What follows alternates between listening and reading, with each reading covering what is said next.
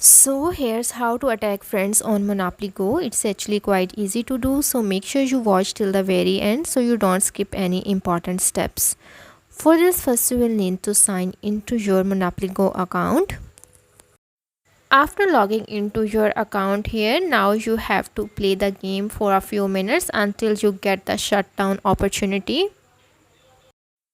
To get this opportunity, you have to land on these tiles. Now you have to click on the switch opponent option when you land on someone's board. Now from here you have to click on the friends option to select your friends. Here you can also select the persons to take revenge from. After clicking on the friends option, now here you have to select the friend to whom you want to shut down. Now select the property to which you want to shut down.